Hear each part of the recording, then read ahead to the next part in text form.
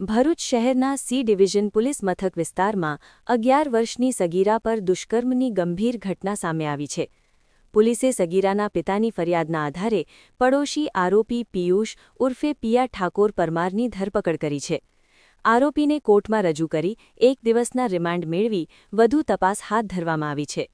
મળતી માહિતી મુજબ સી ડિવિઝન પોલીસ મથકની હદમાં આવેલી ઝૂંપડપટ્ટીમાં રહેતી 11 વર્ષની સગીરા તેના માતાપિતા સાથે તાળપત્રીથી બનેલા ઝૂંપડામાં રહે છે.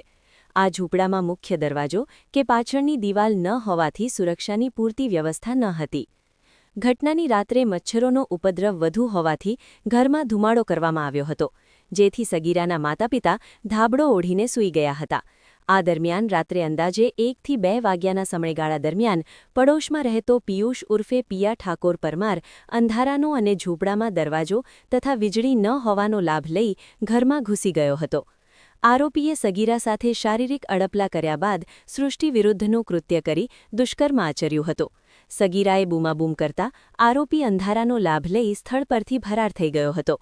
જો કે નજીકના વિસ્તારમાં લાગેલા સીસીટીવી કેમેરામાં આરોપી કેદ થઈ ગયો હોવાનું પણ સામે આવ્યું છે.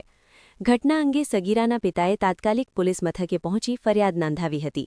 પોલીસે આરોપી પિયુષ ઉર્ફે પિયા ઠાકોર પરમાર સામે બળાત્કાર, સૃષ્ટિ વિરુદ્ધનું કૃત્ય તેમજ પોક્સો સહિતની કલમો હેઠળ ગુનો નોંધી તેને ઝડપી પાડ્યો હતો.